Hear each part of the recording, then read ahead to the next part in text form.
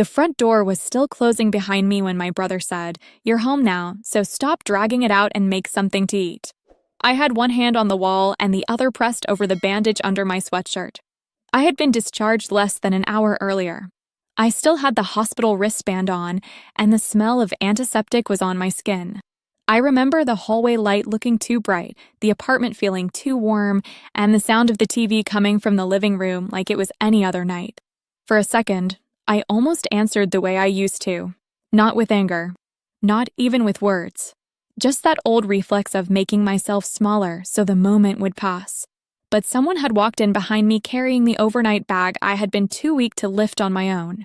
He heard every word my brother said, and my brother had not noticed him yet. That was the part one did not understand at the time. I thought the worst of the night had already happened. I was wrong. My name is Nora. I was 23 then, living in a second-floor apartment outside Columbus, Ohio, in a building with thin walls, old beige carpet in the hallway, and a front door that never shut quietly. My brother Evan was 6 years older than me, and for most of my life, he acted like being older meant he had authority over whatever room I was standing in. Some people talk about family like it is automatic comfort. That was never true for me. By the time I was 12, I knew how to listen for the way Evan set a glass down on the counter, because that sound usually told me what kind of evening it would be. A hard drop meant irritation. A careful set down meant he was in a mood where he wanted something. Either way, it usually became my problem. I learned how to move around him the way people move around hot pans, quietly, efficiently, without brushing too close.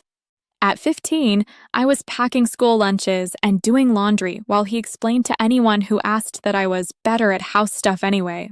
At 18, when I got accepted into a community college program, he laughed like I had told a joke too softly. He said people like us did not leave. He said I was good at helping, not building. I still remember the way he said it while leaning in the kitchen doorway, chewing ice like he had already decided what my life would be. Later, when I started waitressing and saving money, cash began disappearing in small amounts. 20 here, 40 there, then more. If I asked about it, he would lean back and act insulted, as if the real problem was my tone. After enough years of that, you stop arguing because the argument always seems to cost more than the theft. Surgery changed something in me. Not in a dramatic way. It just made certain lies harder to keep. When you have been cut open, stitched up, sent home with printed instructions and a paper bag of medication, your body becomes very plain about what it can and cannot survive. Mine was telling me clearly that night. Every step up the stairs had pulled across my abdomen. My mouth was dry. My hands were cold. I needed water, rest, and silence. Instead, the first thing waiting for me at home was Evan on the couch, one ankle over his knee, remote in hand, looking at me like I had come back late from an errand. "You hear me?" he said again. "I'm hungry." I looked at him then. Really looked at him. He was still in his work polo, collar bent, one shoe half untied, the coffee mug I had washed that morning sitting on the end table beside him. He had not asked how the procedure went. He had not asked whether I needed help getting inside. He had not even stood up. Then the man behind me stepped fully into the apartment. Evan's expression shifted, not into fear yet, but into confusion. He straightened a little and lowered the remote. "Who's that?" I took a careful breath before I answered. "His name is Daniel Mercer. He brought me home from the hospital." That was true, but it was not the whole truth. I had met Daniel less than 2 hours earlier, downstairs near discharge, when the nurse asked whether I had someone staying with me overnight. I hesitated too long before answering, and he noticed. He had been in the surgical wing for a foundation visit tied to one of the hotel groups his company supported. At first, he was just a man in a dark coat who saw me struggling with my bag and asked a practical question in a calm voice. By the time we reached the parking lot, he knew enough to stop asking the kind of questions people use to be polite. By the time we pulled into my apartment lot, he had asked one more. "Are you safe going in there?"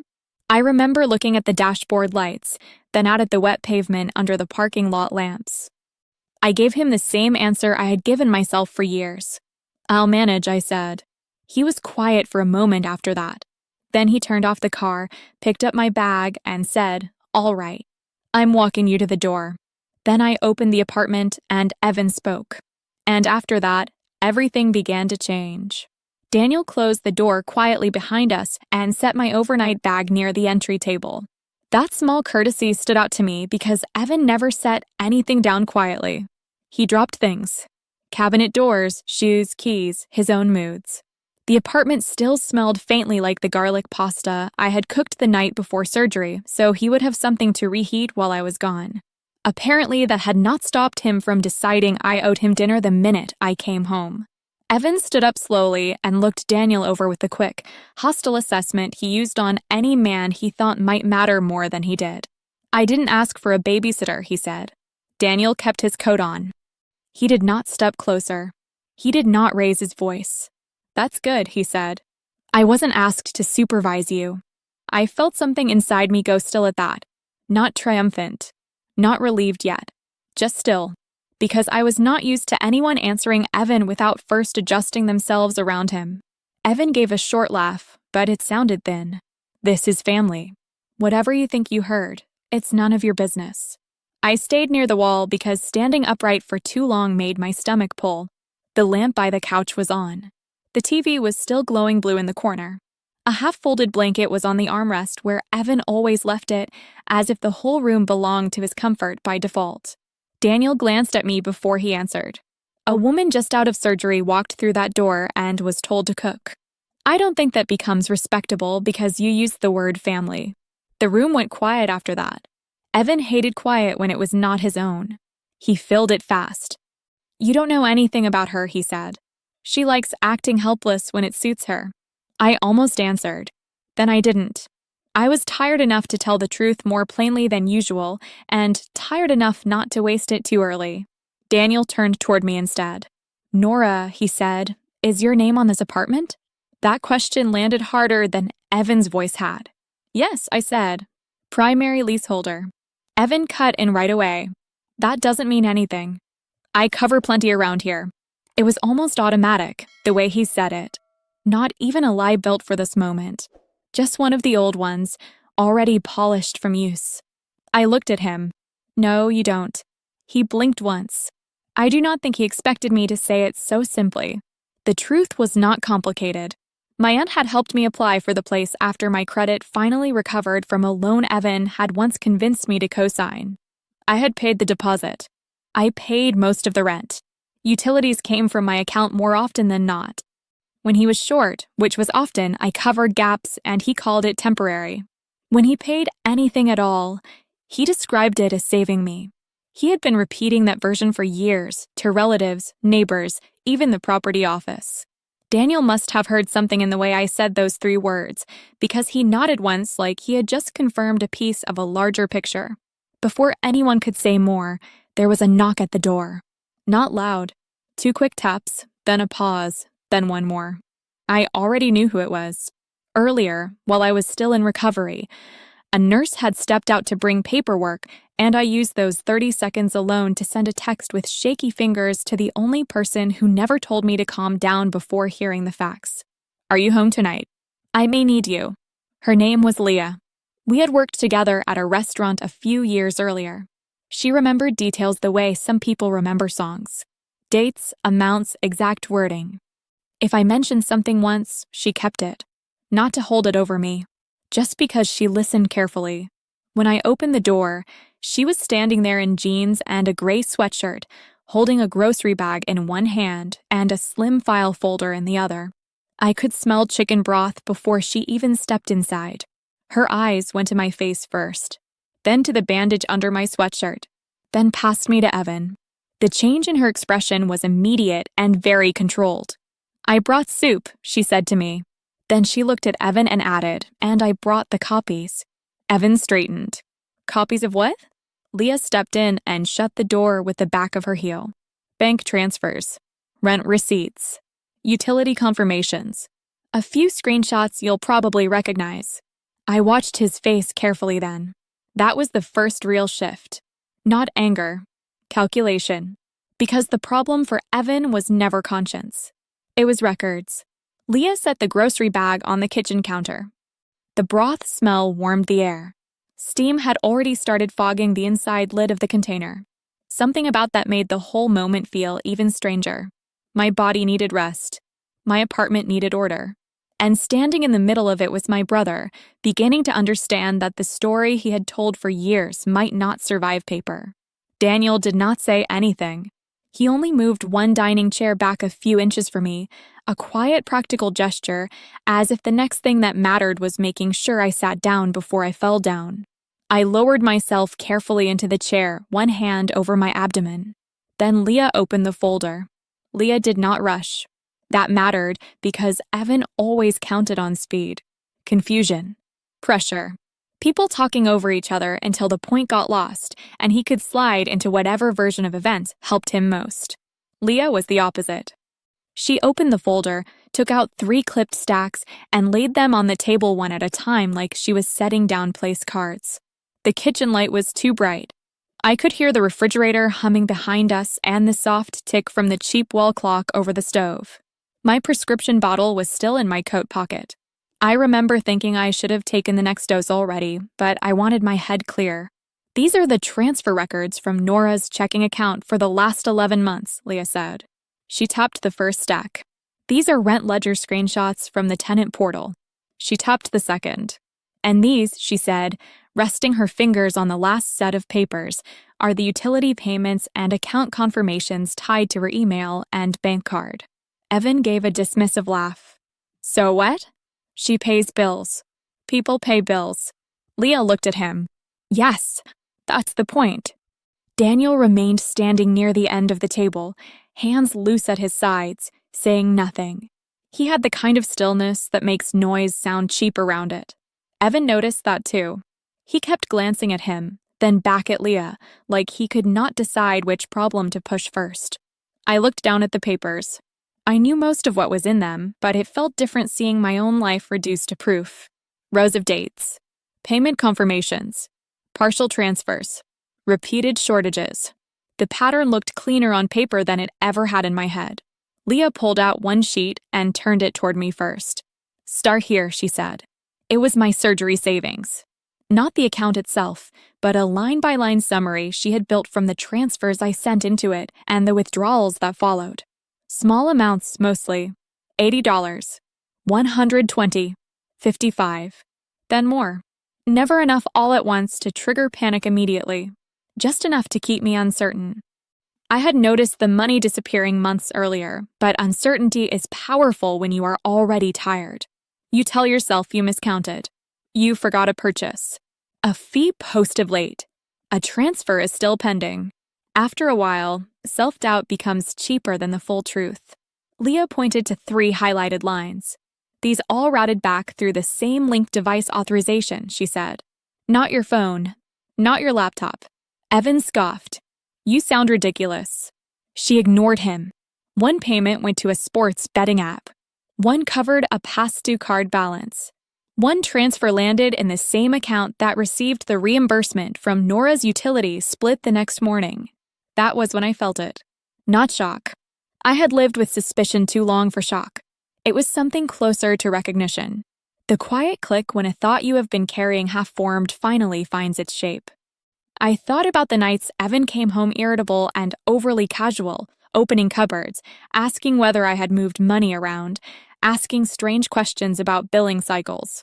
I thought about how often the missing amounts matched whatever emergency he had announced a day or 2 later. He had not been reckless. He had been methodical. Evan folded his arms. This proves nothing. Leah nodded once, as if she had expected that exact line. Of course, she said, which is why I kept going. She took out another page. This one showed the rent ledger, month by month. My payments. My account logins. The late notices. And then, in a separate column, copies of the emails the property office had sent when rent timing became irregular. I knew those emails. What I had not known, at least not clearly enough, was how often Evan had answered them first. Leah slid one printed email across the table toward Daniel. Read the highlighted section. Daniel looked down. Evan shifted his weight. That's private. Daniel read anyway, eyes moving once across the page. Then he handed it to me. I read it slowly. It was from Evan to the leasing office 3 months earlier. He had written that I was struggling again, that I was emotionally overwhelmed, that I had trouble staying organized with money after health episodes, and that he was doing his best to keep the apartment stable. I stared at the page a long moment. The words were calm, concerned, responsible. That was the part that made me cold. He had not just lied. He had used the language of care to make me sound unreliable. He had turned my life into a story where he was the steady one and I was the problem he managed behind closed doors. I put the paper down very carefully. "You told them that about me?" I asked. Evan looked straight at me and shrugged in that maddening way he had when he wanted cruelty to pass for practicality. Rent was late. I needed them to understand the situation. The situation, I said, was that I paid most of it. He opened his mouth, but Daniel spoke first. "So the lease is in her name," he said evenly. "She covered the rent. And you represented her to the property office as unstable in order to protect your own standing in the apartment." Evan's jaw tightened. "That's not what happened." Daniel's tone did not change. "Then explain what did happen." That was the first time all night someone asked Evan a direct question without giving him room to dominate the frame. No emotion in it. No invitation to perform. Just a clean request for facts. He did not have any. Instead, he pivoted the way he always did. "You don't know what it's like living with someone who always needs something." I almost laughed, not because it was funny, but because the sentence was so familiar. It had the same shape as every reversal he ever used. "I take from you, then I accuse you of being expensive. I create the damage, then describe myself as the one carrying it." I looked at the papers again and felt a new kind of clarity come over me. My mind, still tired and sore, suddenly arranged everything in order. Step 1, stop arguing about feelings. Step 2, stay with records. Step 3, make decisions while the facts are still on the table. That was when I understood the night had passed the point of apology. Leah reached into the folder one more time and removed a final sheet.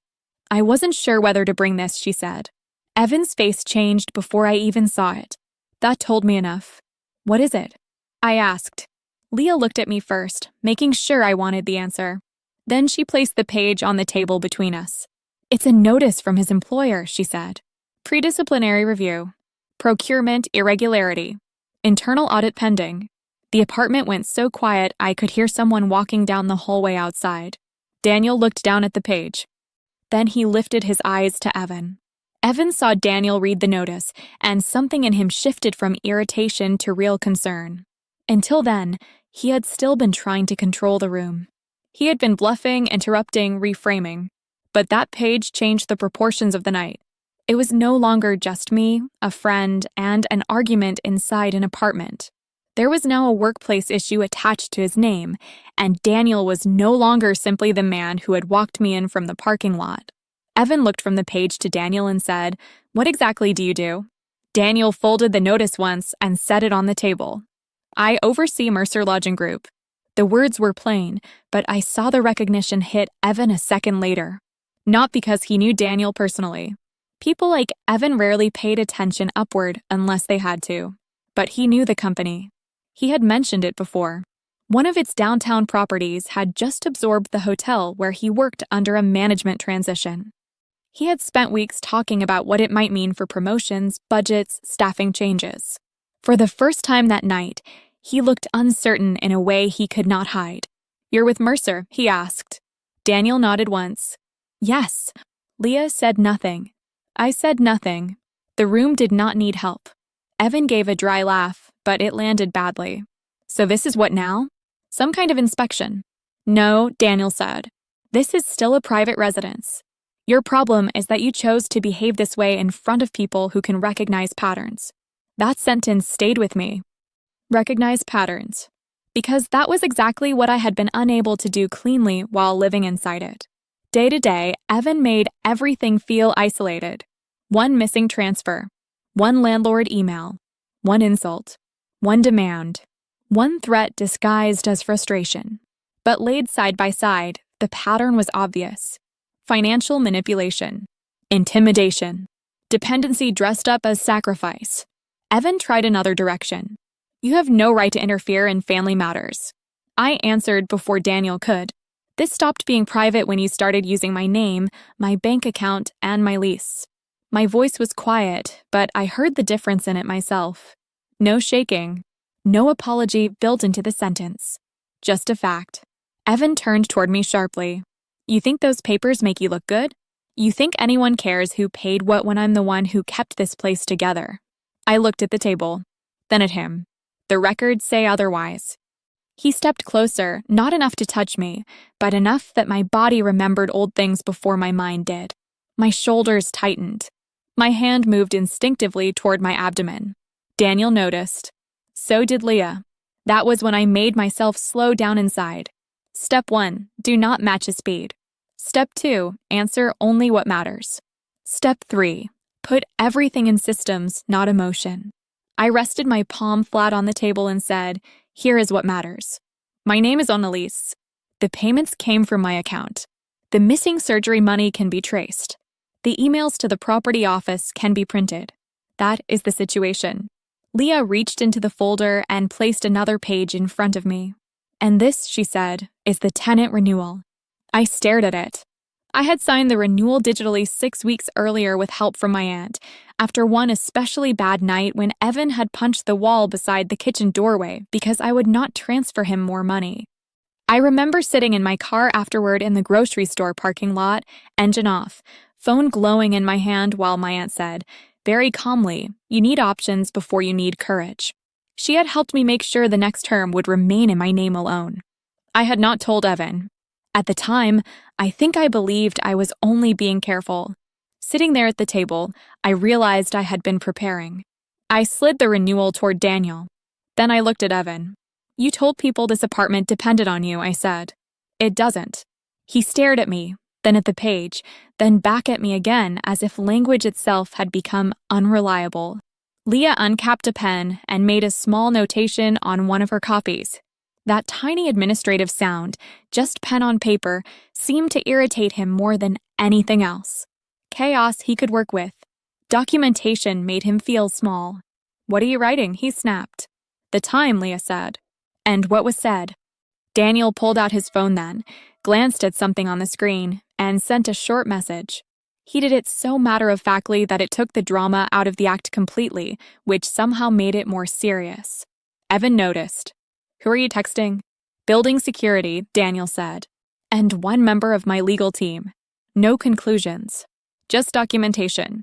Evan laughed once, but there was almost no confidence left in it. Legal team? Over what? Daniel met his eyes. Unauthorized occupancy. Financial exploitation. Workplace review issues I now have reason to take seriously. That is enough for one evening. I felt a strange calm move through me then. Not happiness. Not even relief. Just order. For years, I had treated peace like something I might earn if I stayed patient enough. That night I understood something else. Peace was not waiting for Evan to become reasonable. Peace was a series of procedures. Names on documents. Screenshots saved correctly. Copies in the right hands. The decision to stop negotiating with what had already been proven. A soft buzz came from Evan's phone on the counter. He looked at it and did not pick it up right away. Then he did, and the color changed in his face. Evan looked at his phone for only a second, but that was enough. His face did not collapse all at once. It tightened first around the eyes, then around the mouth, as if he were trying to hold the expression in place by force. He turned the screen slightly away from us, which told me more than if he had shown it. Daniel did not ask immediately. He waited. That pause mattered. Evan had built most of his life on making other people react before they could think. Daniel kept refusing him that advantage. Finally, Daniel said, Is that related to the audit notice? Evan shoved the phone into his pocket. It's nothing. Leah wrote that down too. I watched his shoulders. The old swagger was mostly gone now. What remained was agitation. Small movements. A hand rubbing the back of his neck. His heel tapping once against the floor. He looked like a man trying to find a doorway in a room that no longer had one. Daniel spoke in the same even tone. If it's nothing, you won't mind confirming whether your access has been restricted. Evan gave him a hard look. You don't get to interrogate me in my own house. I answered that one. It isn't your house. He turned to me so quickly that Leah shifted half a step closer to my chair. For a second, nobody said anything. The kitchen light buzzed faintly overhead. Somewhere outside, a car door shut in the parking lot. My incision had started aching in a deeper way, the kind of ache that comes when medication is wearing off and your body is tired of being upright. I kept my hand flat on the table and stayed where I was. Evan leaned forward a little. You think one folder changes anything? No, I said. It confirms things. He laughed once, sharp and humorless. You've been waiting for this. That was not true, and I did not let him turn it into truth by arguing. I've been surviving this, I said. That's different. He looked at Daniel then, as if he still believed the room could be won by convincing the man with the title. You run companies. Fine. Then you know people exaggerate. Siblings fight. Women get emotional after surgery. She's making this bigger than it is. Daniel did not even blink. She is sitting down because standing hurts. She has bank records, lease records, written communications, and a witness. You have explanations that keep changing. Leah almost smiled, but only with her eyes. Evan's voice rose a little. I said this is family. Daniel nodded once. Yes, that is the word you keep using where facts should be. That landed harder than anything else had. Evan stepped toward the table. Not a lunge. Not dramatic. Just enough to break the line of space in the room the way he always had when he wanted me to feel crowded without leaving a mark. My body reacted before my mind did. I drew in a breath too fast and felt pain pull across the stitches under my sweatshirt. Daniel moved between us at once. He did not shove him. He did not raise a hand. He just stepped into the path cleanly and stood there. Stop, he said. One word. Calm. Absolute. Evan stopped. I had seen people argue with Evan, mock him, even out him once or twice. I had never seen anyone reduce his momentum so completely with so little effort. It made him look suddenly younger and meaner at the same time, like the structure holding him up had been removed. Leah turned to me. Nora, answer only if you want to. Has he done this before? The old instinct came up immediately. Minimize. Soften. Make it sound less clear than it was. Keep the peace long enough to get through the night. I looked at the documents on the table instead. Then I answered plainly. Yes, I said. He blocks doorways. He corners conversations. He breaks things near me. He uses money, noise, and timing. And he counts on me not saying it cleanly. Evan snapped my name, but Daniel cut across it. That's enough. He took out his phone and made a call right there, no performance in it at all. When the line connected, he said, This is Daniel Mercer in Unit 2C. I need building security present to document removal of a non-lease occupant from the residence. There has been verbal intimidation of the leaseholder, who has just returned from surgery. Yes. Now. Evan stared at him. Removal. Daniel looked at me, not at Evan. Is he listed on the current lease? No, I said. He never completed the addition paperwork. It felt strange how steady my voice sounded.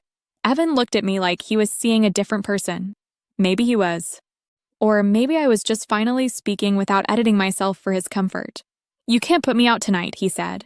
I opened the slim drawer in the entry table beside me.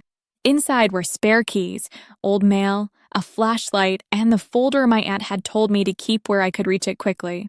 I took it out and set it on the table next to Leah's papers. Yes, I said. I can. The room went very still. Then I waited. Security arrived in less than 10 minutes. I know that because Leah checked the time on her phone and wrote it in the margin of her notes. I remember the knock at the door, 3 firm taps, and the way the apartment suddenly felt smaller once the moment had an official witness. 2 building staff came in first, followed by the overnight property manager, a woman named Denise who wore a navy blazer over a black sweater and looked as if she had been pulled from paperwork she would rather be finishing. Daniel stepped aside and let me speak. That mattered more than I can explain. He did not take over. He did not narrate my life for me. He simply stayed present while I stated the facts. My name is Nora Bennett, I said. I am the primary leaseholder for this unit. My brother is not on the current lease. I returned from surgery tonight. He demanded I cook for him when I walked in. There have been ongoing issues with intimidation, financial misuse, and misrepresentation to the property office. I want him removed from the apartment tonight." Denise listened without interrupting. Then she asked for documentation. I handed her the lease copy, the renewal in my name only, and the rent ledger printouts. Leah gave her the bank transfer summary and the email copies. Denise read quickly, but not carelessly. Her expression changed when she reached the messages Evan had sent to the leasing office describing me as unstable and financially irresponsible. She looked up at him. "Did you send these from your own email address?" Evan folded his arms. "This is absurd. I live here." Denise asked again, "Are you on the lease?" He did not answer right away, which was answer enough. While she reviewed the papers, Daniel checked his phone and read one message silently. He did not speak until he was certain. Then he looked at Evan and said, "Your property access at the Riverside Hotel has been suspended pending internal review. Procurement and vendor authorization are now part of that review." Evan stared at him. "You did that." Daniel's expression did not change. "No, your own conduct did." It was the cleanest sentence anyone had spoken all night. Something in Evan seemed to lose shape after that. The anger was still there, but it no longer had direction. He tried outrage first, then disbelief, then the injured tone he used when he wanted strangers to mistake consequences for cruelty. "So that's it," he said, looking from Denise to me to Daniel. "Everyone's just going to take her side?" Leah answered before I could. "No one is taking a side. They're reading records." Denise nodded once. "That's correct." Then she turned to me. "You're requesting that he leave tonight, and you are confirming he has no authorized right to remain in the unit?" "Yes," I said. She wrote something on her incident sheet and asked Evan to collect essential belongings only. He laughed when she said it, but the sound fell flat. Where exactly am I supposed to go? For years, that question would have broken something in me. It was designed to. Evan always framed his dependence like my responsibility. If he took my money, it was because he was under pressure. If he missed rent, I was meant to absorb the panic. If he cornered me, I was supposed to think first about where else his anger might go. But the room had changed. The rules had changed. I looked at him and said, "That's something you need to solve without using my name, my money, or my home." He opened his mouth, then shut it. Security stood near the doorway while he went to the bedroom and came back with a duffel bag. He moved fast, shoving in shirts, chargers, shoes, a toiletry case. Drawers opened and closed harder than necessary. A hanger clattered to the floor. The old version of me would have gotten up automatically, would have picked it up, would have tried to smooth the edges of the moment so it did not become worse. I stayed seated. That was the real change. Not the paperwork. Not even the witnesses. It was that I stayed seated. Leah warmed the soup while Denise finished her notes. The smell of broth and rosemary filled the kitchen. It was such an ordinary smell that it almost undid me. My body had been braced for conflict for so long that normal care felt unfamiliar. When Evan came back with the duffel over one shoulder, he stopped near the table and looked at me in a way I recognized. Not regret. Not shame.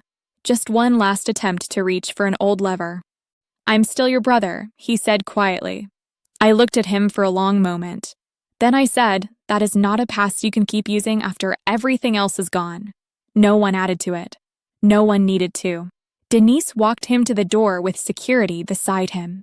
Daniel remained where he was. Leah set a spoon next to the soup bowl and put a glass of water near my hand. Evan paused once in the hallway like he expected me to call him back, to revise the night, to return to the familiar shape of things. I did not. The door closed. The lock turned. And the apartment went silent in a completely different way than before. For a few seconds, I stayed exactly where I was. My hand was still resting on the table. The soup was steaming in front of me. The apartment felt unfamiliar, not because anything in it had changed, but because the pressure had. I could hear the refrigerator again. The vent near the hallway gave its usual soft rattle. Somewhere above me, someone crossed a room in slow, ordinary steps. Leah was the first one to move. She slid the bowl a little closer and said, "Eat while it's hot." So I did. Carefully. Slowly. The spoon felt warm in my hand. My abdomen still hurt every time I shifted in the chair, and I was more tired than I had been willing to admit, but underneath the exhaustion there was something steadier than relief. The apartment was quiet, and for the first time in years I understood that quiet did not always mean waiting for the next thing to happen. Daniel stayed only long enough to make sure I had what I needed for the night. He wrote down the name of a legal contact who handled financial exploitation and tenancy issues, then set the card near the folder without making a speech out of it. If you want, he said, they can help organize the timeline and next steps tomorrow. I looked at the card, then at the papers, then around the room. Tomorrow no longer felt like something I had to dread my way into. It felt procedural. Step by step. Call a legal contact. Secure the accounts. Change the entry code.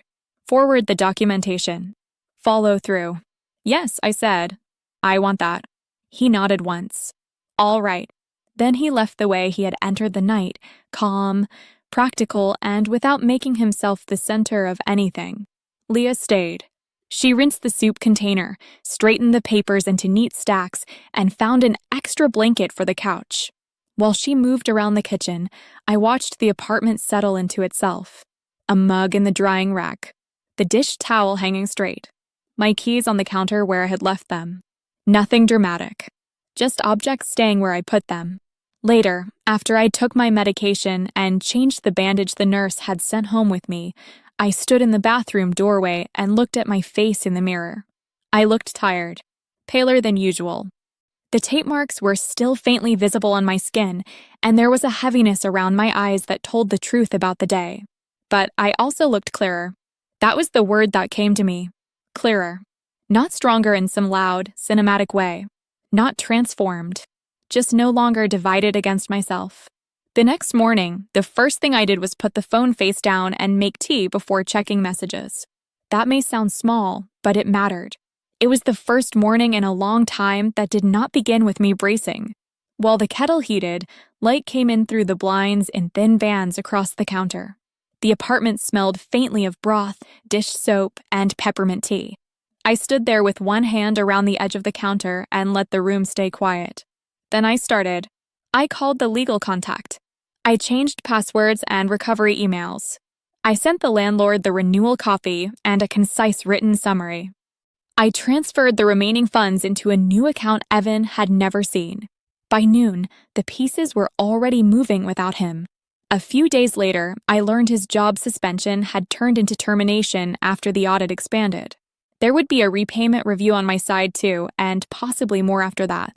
I followed through on all of it. Not because I wanted a dramatic ending. I didn't. I wanted records corrected. I wanted my name separated from his damage. I wanted my life returned to its proper owner. That was the real resolution. Not that he lost things. That I stopped carrying what was never mine to hold. A week after he left, I was wiping down the kitchen counter in the late afternoon, moving more easily, the stitches still tender but healing. The window was cracked open. I could hear traffic from the main road and a dog barking somewhere across the lot. My phone buzzed with a message from a cousin I had not heard from in months. She asked, very casually, whether I knew a good tenant attorney, because someone she lived with had started handling her finances in ways that did not feel right. I stood there with the cloth in my hand and looked at the message for a long moment.